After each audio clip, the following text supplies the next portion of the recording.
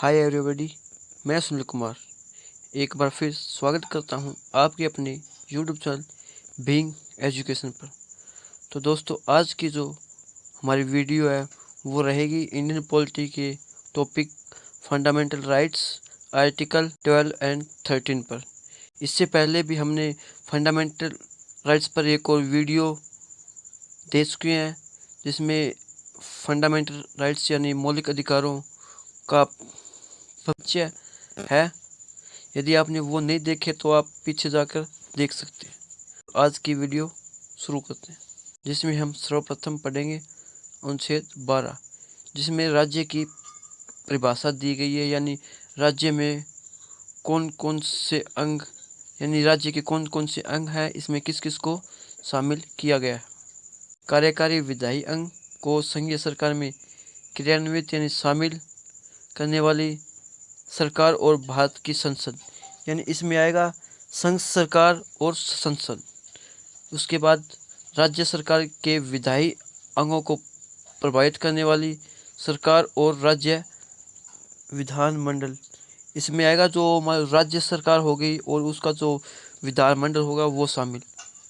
स्थानीय निकाय या स्थानीय स्वशासन, जिसमें पंचायती राज और नगर परिषद आदि आते हैं। इसके बाद जो अन्य संस्थाएं यानी अन्य संस्थाओं में अपना आ जाएगा, यानी जो गैर सरकारी नहीं होती वो सारी, यानी अर्थात जो वैधानिक और गैर संवैधानिक प्राधिकरण की जो संस्थाएं हैं वो इसमें शामिल होगी, जिसमें LIC हो गया, सेल हो गई, SALE, BCCI और जो भी यूनिवर्सिटीज है वो इन अन्य संस्थाओं में आती है। जब हमारे किसी भी मूल अधिकारों का हनन होता है, अदालत राज्य के अंतर्गत इन सभी को चुनौती दे सकती है और उच्चतम न्यायालय के अनुसार यदि किसी भी निजी इकाई या एजेंसी को जो बतौर राज्य की संस्था काम कर रही है वह आर्टिकल 12 के तहत राज्य के अर्थ में आती है।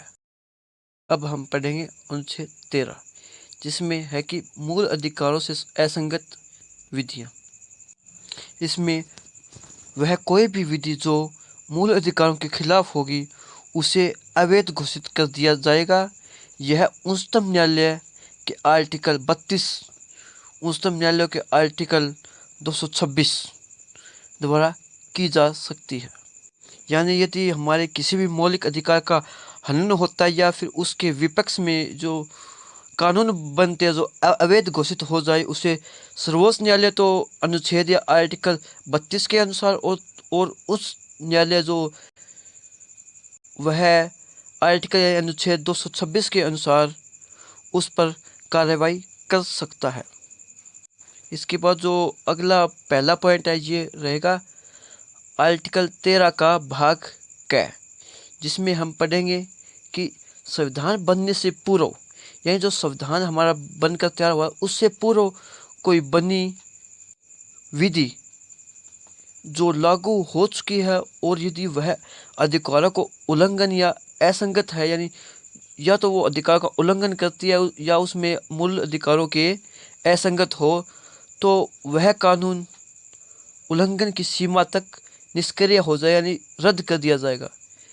दोस्तों, इसमें उल्लंघन की सीमा तक, यानी यदि कोई कानून पारित हो गया है और वो मौलिक अधिकारों को यदि सीमित करता है, उनकी स्वतंत्रता उनको सीमित करता है, तो हम उन कानूनों के विपक्ष में चार्ज दायर करवा सकते हैं और केवल उस कानून के वही हिस्से को या उल्लंघन सीमा तक, या जितना उस कानून में जो हमारे मौलिक अधिकार को सीमित करता है, केवल उसी तथ्य को हटाया जा सकता है। पूर्ण रूप से उस कानून को हम रद्द नहीं करवा सकते। दूसरा, इसमें राज्य द्वारा कोई भी ऐसी विधि या कानून नहीं लाया जा सकता जिसके कारण मौलिक अधिकारों का उल्लंघन हो या वह शून्य हो जाए। ऐसा कोई कानून लाया जाता है तो उसे अवैध घोषित कर दिया जाता है।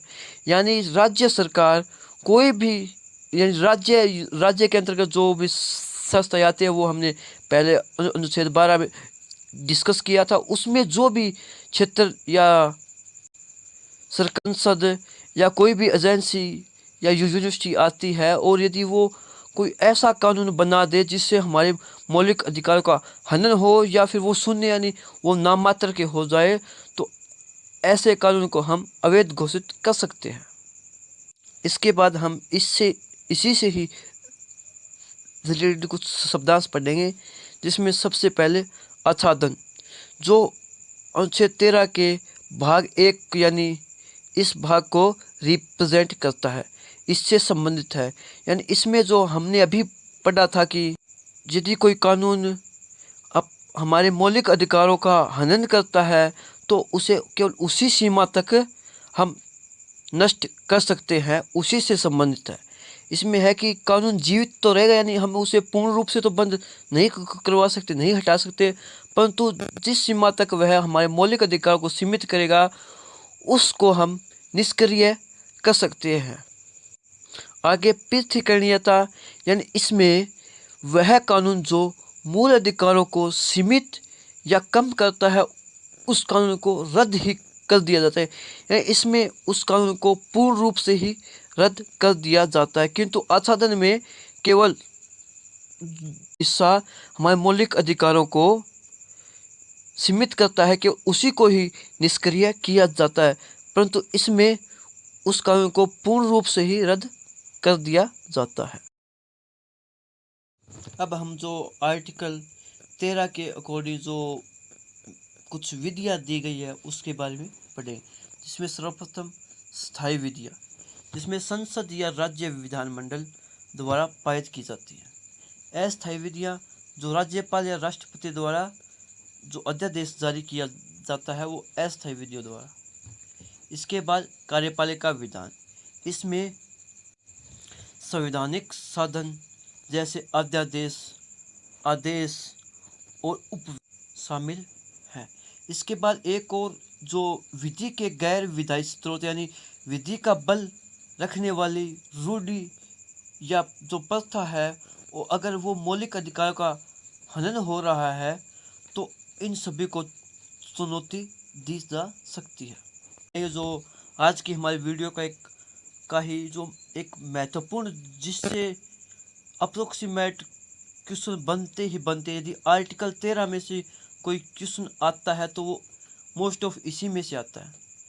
तो हम पढ़ेंगे कि मूल अधिकारों में संशोधन किया जा सकता है या नहीं, इसके बारे में। तो इसमें सर्वप्रथम कि यदि संविधान संशोधन विधि के अंतर्गत आता है तो मूल अधिकारों में कोई संशोधन नहीं किया जा सकता। यानी इसका कहने का ये भाव है कि यदि मूल अधिकार जो संविधान संशोधन है, यदि वो विधि के अकॉर्डिंग आएगा तो उसमें कोई संशोधन नहीं हो सकता, और यदि वो विधि के अनुसार नहीं आता तो उसमें हम संविधान संशोधन कर सकते हैं। तो इसमें सर्वप्रथम ये कहा गया है कि यदि संविधान संशोधन विधि के अंतर्गत आता है तो मूल अधिकारों में कोई संशोधन नहीं किया जा सकता, और अगर संविधान संशोधन विधि के अंतर्गत नहीं आता तो मूल अधिकारों में संशोधन किया जा सकता है।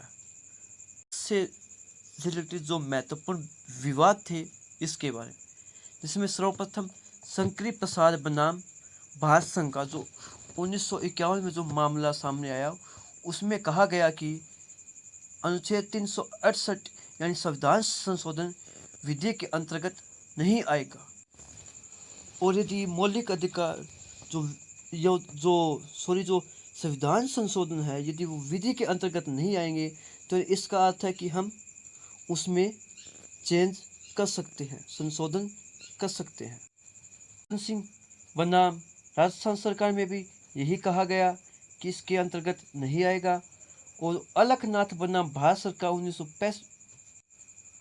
इसके बाद जो गोलकनाथ, यहाँ पे गोलकनाथ आएगा, बनाम जो भारत सरकार 1967 में जो मामला है उसमें कहा गया कि 368 विधि के अंतर्गत आता है, यानी संविधान संशोधन विधि के अंतर्गत आता है, तो इसके अनुसार मौलिक अधिकार में कोई परिवर्तन नहीं किया जा सकता।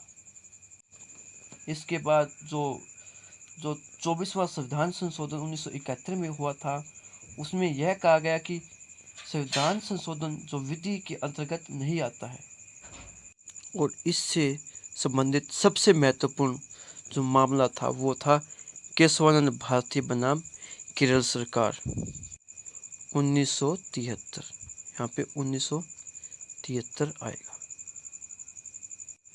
इसमें सुप्रीम कोर्ट ने यह कहा कि अगर मूल अधिकारों का हनन हो तो संशोधन को भी चुनौती दी जा सकती है। यानी यदि मूल अधिकारों का हनन हो रहा है तो हम संशोधन को भी चुनौती दे सकते हैं अगर इसके मूल ढांचे के खिलाफ हो। यानी इसमें कहा कि मूल अधिकार में संशोधन तो किया जा सकता है, परंतु जो मौलिक अधिकारों का जो मूल ढांचा है उसमें कोई भी फेरबदल या बदलाव हम नहीं कर सकते। दोस्तों, आज की वीडियो में हमारा टॉपिक यहीं पर समाप्त होता है और हम अगली वीडियो में करेंगे अनुच्छेद 14 से 18 यानी समानता का अधिकार। और यदि आपको आज की वीडियो अच्छी लगी हो तो like, comment, share and must subscribe. और सब्सक्राइब करने के बाद बेल आइकन दबाना न भूलें। Thank you.